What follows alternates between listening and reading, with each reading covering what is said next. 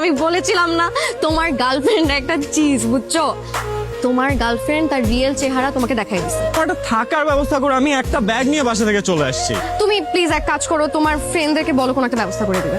তোমার ফ্রেন্ডরা চিকন গলি দিয়ে বের হয়ে গেছে, তাই তো? দেখো, আমি জীবনে কারোর জন্য আমার রুম বেড স্যাক্রিফাইস করিনি।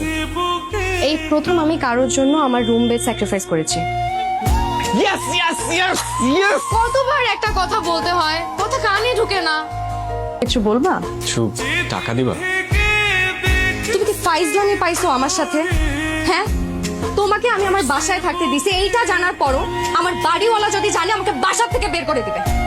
তোমাকে আমি আমার রুমটা পর্যন্ত দিছি, একবার যাই দেখে আসো কি অবস্থা করে রাখছো বাসায়। তোমার কি কোনো রেসপন্সিবিলিটি নাই, কোনো সেন্স নাই? তোমার সেন্স? বাচ্চা তুমি, একটা বাচ্চাও তো তোমার থেকে বেশি ম্যাচিউর। স্টুপিডের মতো হাঁ করে তাকিয়ে আছো কেন? বলতেছি কতবার বাসা থেকে বের হও। আরে পাগল করে ফেলতো আমাকে। তুমি যেরকম মনে করতেছো সেরকম কিছু। তো কি, ক্যান ইউ এক্সপ্লেইন? শোনো, আমি তোমাকে পূর্ণ স্বাধীনতা দিছি।